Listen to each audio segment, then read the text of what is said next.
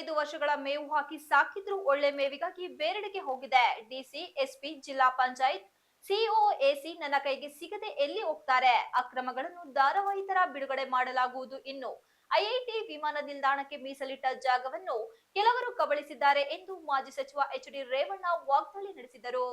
ನಗರದ ಪ್ರವಾಸಿ ಮಂದಿರದಲ್ಲಿ ಸೋಮವಾರದಂದು ಮಾಧ್ಯಮದೊಂದಿಗೆ ಮಾತನಾಡಿ 1962ನೇ ಇಸವಿಯಿಂದ ದೇವೇಗೌಡರಿಗೆ ರಾಜಕೀಯ ಜನ್ಮ ಕೊಟ್ಟ ಜಿಲ್ಲೆ ಹಾಸನ. ಎರಡನೆಯದ್ದು ಬೆಂಗಳೂರು ಗ್ರಾಮಾಂತರ. ಕನಕಪುರ ಕ್ಷೇತ್ರ ದೇವೇಗೌಡರಿಗೆ ರಾಜಕೀಯವಾಗಿ ಶಕ್ತಿ ಕೊಟ್ಟಿರುವ ಕ್ಷೇತ್ರವಾಗಿದ್ದು, ದೇವೇಗೌಡರು ಪ್ರಧಾನಮಂತ್ರಿ, ಮುಖ್ಯಮಂತ್ರಿ, ಸಚಿವರಾಗಲು ಜನರು ಸಹಕಾರ ಮಾಡಿದ್ದಾರೆ. ನನ್ನನ್ನು 6 ಬಾರಿ ಗೆಲ್ಲಿಸಿದ್ದಾರೆ. 7ಕ್ಕೆ 7 ಕ್ಷೇತ್ರಗಳನ್ನು ಗೆಲ್ಲಿಸಿದ್ದಾರೆ. ನಾನು ಬದುಕಿರುವವರೆಗೂ ಜಿಲ್ಲೆಯ ಜನರನ್ನು ಮರೆಯಲ್ಲ. ಜಿಲ್ಲೆಗೆ ಉಳಿದಿರುವ ಕೆಲಸವನ್ನು ಯಾವುದೇ ಸರ್ಕಾರವಿರಲಿ ಮಾಡುತ್ತೇನೆ. ಏನೇ ಅಡೆತಡೆ ಬಂದರೂ ಕೆಲಸ ಮಾಡುತ್ತೇನೆ. ಅದೇ ನನ್ನ ಗುರಿಯಾಗಿದ್ದು, ನಮ್ಮ ಕುಟುಂಬಕ್ಕೆ ಜಿಲ್ಲೆಯ ಜನ ಬೆಂಬಲ ನೀಡಿದ್ದಾರೆ. ಸೋಲು ಗೆಲುವು ಇದ್ದೇ ಇರುತ್ತದೆ. ಇವೆಲ್ಲವನ್ನು ಎದುರಿಸಿಕೊಂಡು ಬಂದಿದ್ದೇನೆ. ಕೇಂದ್ರ, ರಾಜ್ಯ ಸರ್ಕಾರಗಳಿಗೆ ಪತ್ರ ಬರೆದು ಹಣ ಕೇಳುತ್ತಿದ್ದೇನೆ. ಕೊಟ್ಟರೆ ಸಂತೋಷ, ಕೊಡದೆ ಹೋದರೆ ಕಾಲ ಬಂದಾಗ ಮಾಡ್ತೀವಿ. 94ನೇ ವಯಸ್ಸಿನಲ್ಲಿ ರಾಜ್ಯಸಭೆ ಒಂದು ದಿನ ತಪ್ಪಿಸಿಕೊಳ್ಳದೆ ಹಾಜರಾಗಿ ರಾಜ್ಯದ ಪರ ಧ್ವನಿ ಎತ್ತುತ್ತಿದ್ದೇನೆ ಎಂದು ಇಂದಿನ ನೆನಪನ್ನು ಸಂಕ್ರಾಂತಿ ಹಬ್ಬದ ಇಂದಿನ ದಿನದಂದು ಮೆಲುಕು ಹಾಕಿದರು.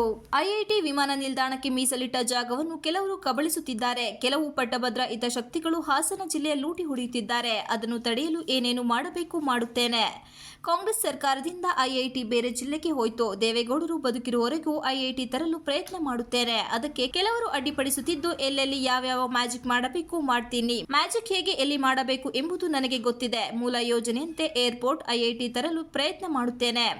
ಯಾವುದೇ ಕಾರಣಕ್ಕೂ ಬಿಡುವುದಿಲ್ಲ. ಕೊನೆಯವರೆಗೂ ಹೋರಾಟ ಮಾಡುತ್ತೇನೆ. ದೇವೇಗೌಡರು ಇಕ್ಕಟ್ಟು 1 ಲಕ್ಷ ಉದ್ಯೋಗ ಸೃಷ್ಟಿ ಮಾಡಿದ್ದೇನೆ. ಜಿಲ್ಲಾಧಿಕಾರಿ ಕಚೇರಿ, ಕಂದಾಯ, ಪೊಲೀಸ್ ಇಲಾಖೆ ಒಂದು ಪಕ್ಷದ ಕಚೇರಿ ಆಗಬಾರದು. ಪೊಲೀಸ್ ಇಲಾಖೆಯಲ್ಲಿ ಎಂದೆಂದೂ ಕಾಣದ ದಂಧೆ ನಡೆಯುತ್ತಿದೆ.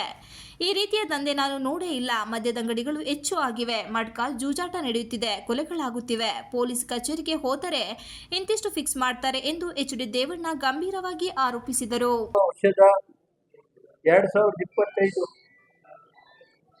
ನಮಗೆಲ್ಲ ಒಳ್ಳೇದಾಗಿ, ನಿಮ್ಮ ಕುಟುಂಬಕ್ಕೆ, ನಿಮಗೆ ಎಲ್ಲ ಭಗವಂತ ಒಳ್ಳೇದು ಮಾಡಲಿ ಅಂತ ಮೊದಲನೇದಾಗಿ ಎಲ್ಲ ಪತ್ರಿಕಾ ಸ್ನೇಹಿತರಿಗೆ ನಾನು ಫಸ್ಟು ನೀವು ಚೆನ್ನಾಗಿದ್ದರೆ ನಾವು ಇದ್ದಾಗೆ ನಮ್ಮ ಜಿಲ್ಲಾ ಎಲ್ಲ ಪತ್ರಿಕಾ ಸ್ನೇಹಿತರಿಗೆ ಹೊಸ ವರ್ಷ ತಮಗೆ ಒಳ್ಳೇದಾಗಲಿ.